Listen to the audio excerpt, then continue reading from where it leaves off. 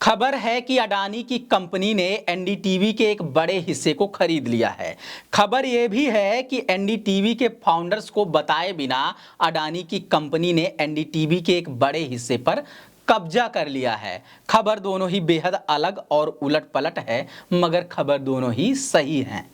क्या क्या हुआ है, सब समझने से पहले एक लाइन में एक बात समझ लीजिए कि एक्चुअल में क्या हुआ है। अडानी की company AMG media networks limited ने वीसीपीएल यानी विश्व प्रधान कॉमर्शियल प्राइवेट लिमिटेड से राधिका रॉय और प्रणव रॉय के हिस्से की पूरी 29% हिस्सेदारी ले ली है। इस हिस्सेदारी पर उसका कानूनी अधिकार था, क्योंकि उसकी एवज में राधिका रॉय और प्रणव रॉय ने कंपनी से भारी भरकम लोन लिया था। आइए अब खबर को एक क्रम से समझते हैं। क्या क्या हुआ, पूरे घटनाक्रम को समझते हैं। 23 अगस्त की शाम में लगभग सभी न्यूज चैनलों और सोशल मीडिया पर खबर प्रमुखता से दिखाई जाने लगी कि एनडीटीवी का एक बड़ा हिस्सा खरीदा जा चुका है। अटकलों के बीच अडानी की company AMG media networks limited ने बाकायदा करार का पेपर शेयर करते हुए दावा ठोक दिया कि उसने वीसीपीएल के 100% इक्विटी को खरीद लिया है। इसके जवाब में एनडीटीवी के संस्थापकों प्रणव रॉय और राधिका रॉय ने सफाई पेश किया। उन्होंने कहा कि इस हिस्सेदारी से संबंधित ना तो उनसे कोई चर्चा की गई, ना तो उनकी सहमति ली गई। कंपनी को हिस्सेदारी ट्रांसफर करने के लिए उन्हें सिर्फ 2 दिन का वक्त दिया गया है।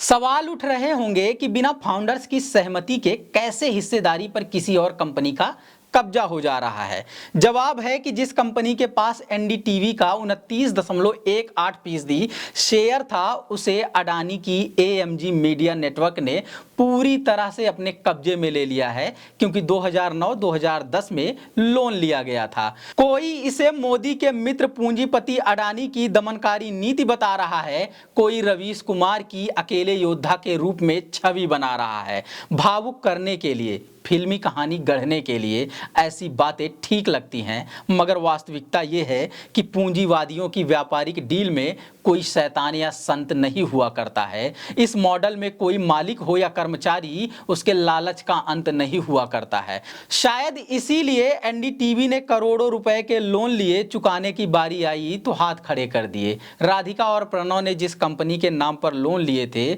उसने अडानी की कंपनी को अब अपनी पूरी 100% हिस्सेदारी सौंप दी है। इसलिए राधिका और प्रणव रॉय लाख कहें कि उन्होंने अडानी की कंपनी को कोई हिस्सेदारी नहीं बेची है, मगर सच्चाई यही है कि उनके पूरे हिस्से पर अब अडानी की कंपनी का कब्जा हो चुका है। हालांकि इन सबके बावजूद एनडीटीवी की तरफ से दावा किया गया है और कहा गया है कि एनडीटीवी ने अपनी पत्रकारिता के काम से कभी समझौता नहीं किया है। हम गर्व के साथ वही पत्रकारिता करते रहेंगे। वही पत्रकारिता का आशय है कि इस चैनल पर सरकार की आलोचना से जुड़ी थोड़ी बहुत खबरें आ जाया करती थी, खासकर रवीश कुमार के प्राइम टाइम में आलोचनात्मक बात हुआ करती थी। शायद वो अभी कुछ दिन जारी रहेगी। अब खबरों में सरकार विरोधी धार एनडीटीवी कब तक बनाए रखेगा, ये तो देखने की बात है, मगर सरकार और बाजार के कब्जे में आए चैनल से अब कोई बड़ी उम्मीद नहीं की जाती। एनडीटीवी के इतने बड़े हिस्से का मालिकाना हक अडानी समूह के पास चले जाने के बाद